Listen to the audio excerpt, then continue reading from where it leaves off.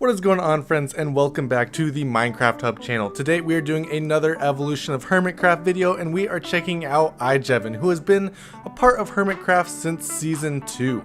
Minecraft was very different back when Season 2 was happening, but this was IJevin's base. You can see he has stables, a bunch of greenhouses for all his crops, and he lived just off the land in this little area. And before I forget, if you enjoyed this video, be sure to drop a like on it, and if you're new to our channel, hit that subscribe button as well. We're doing the evolution of all the hermits, and we've done a few of them already so far, so definitely go and check those out.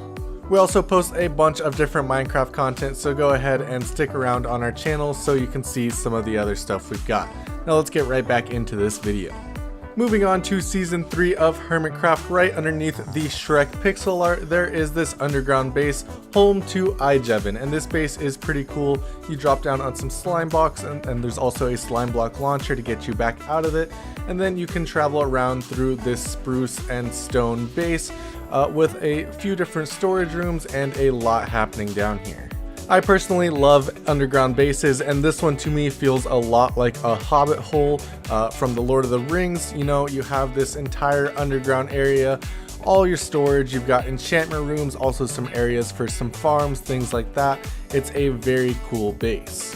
This base had absolutely everything you need to survive in Minecraft. He had this area right here for all of his livestock. Right underneath of it was a place for crops that could be auto harvested as well. And he even had a sheep farm with every single color of wool. So definitely a great little base down here that could supply a lot of what you're going to need for materials in Minecraft. It also had a great view of Hermit Hills, and it even had a wood farm down under here. This base didn't have too much going on the outside, but it did have a great view of Hermit Hills. And if you didn't know, Season 3 was played on an amplified world, which is why all these mountains and everything around are absolutely massive. But he had a lovely view off into the distance, and then you can see he also has the rest of his base back up here. And this was the wool farm that I was mentioning before with all the different colors of wool.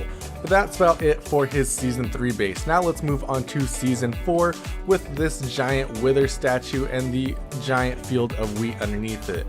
Then he also has another underground base this season, this one completely out of stone bricks and some smooth stone slabs, things like that.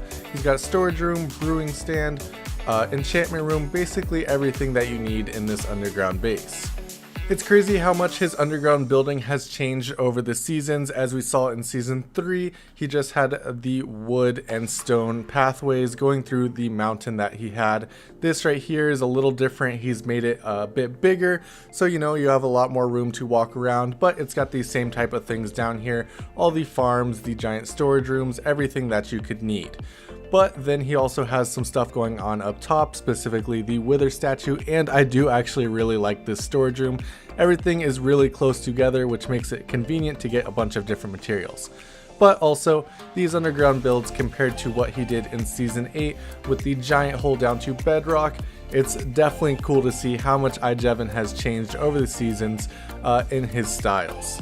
Now, moving on to Hermitcraft Season 5, he switched it up a little bit this season and decided to build some things on top of this island. As you can see, he's got this little village up on top of this island. Down here is the little port area where if you come in by boat, you can enter this tunnel that he's dug out here, climb up the ladder, and enter the rest of the village. Even though he has the village though, he does actually have an underground section of this whole base, so he still kept up with that theme throughout these seasons. I think he did a great job creating his own village on this island. One build that I really like is his nether portal. I think it's just super creative how he stuck it into a small little hill on its own island and kind of filled it in, so it kind of looks like just a naturally made portal in this world. But if we go underground, we can find his storage area for this season, and what I really like about this storage area is that he kind of made it look like it was made out of live trees. As you can see, there's leaves all across the roof here, and then there was also trees sprouting up out of the ground in between most of the chests. Next up is Hermitcraft Season 6, where he actually had a couple different bases this season, one of which was this fidget spinner right here, made out of redstone glass, some black wool, and some red terracotta. Lots of different blocks in this to make up this palette. but I think it actually looks really nice. And he even had a storage room, which was mostly for terracotta, as you can see here, because he was using a lot of terracotta in this build and wanted to use more of it in some other builds. His main base for this season, however, was a completely different block palette than this, but also still out on the ocean.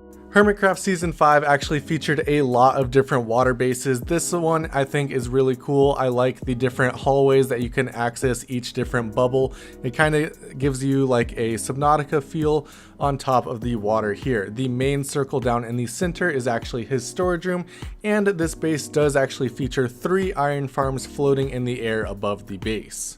Moving on to Hermitcraft Season 7, this base looked very different throughout the season, but what I do really like about this base is the block palette for it. He chose to use Instone, which is a pretty uncommon block in Minecraft, mostly because it's just somewhat difficult to get, as you have to go to the end and then just mine all the Instone that is out there.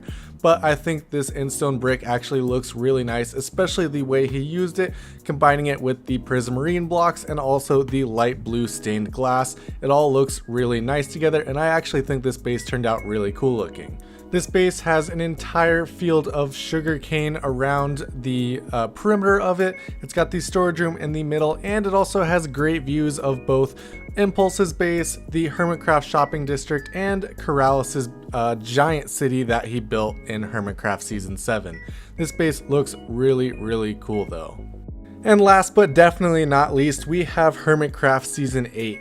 IJevin did a lot of building in Hermitcraft Season 8, trying out a lot of new things. Of course, he has his giant hole base, but he also works a lot on the swamp terrain around it. As you can see here, he did a lot in this area, adding in some custom trees, a lot of moss, azalea, things like that to make this whole biome look beautiful. And he also has this shulker box.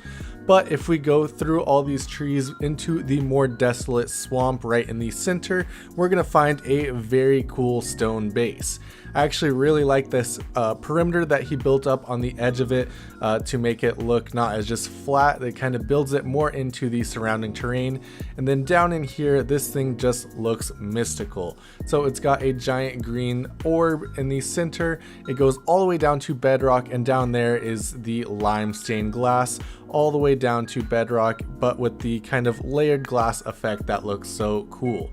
And then in each of these little, or not really little, but in each of these coves is something different for his base, either storage room, he had a furnace array, he also has some farms with villagers, he also has a villager trading hall in one, all really useful things to have in your Minecraft base. I'm definitely excited to see what he decides to do in Season 9. This base was super cool, and I really can't wait to see him try out some other building styles. I really like the natural style that he was going with in the swamp, and hopefully we see some more of that terraforming action in Season 9. That is all that we have for you guys today though. Thank you guys so much for watching. If you enjoyed this video, be sure to drop a like on it, and if you're new to our channel, hit that subscribe button as well. Go ahead and check out the rest of the evolution videos we have up already, and we'll be releasing more soon. Thank you guys so much for watching, and I'll see you next time.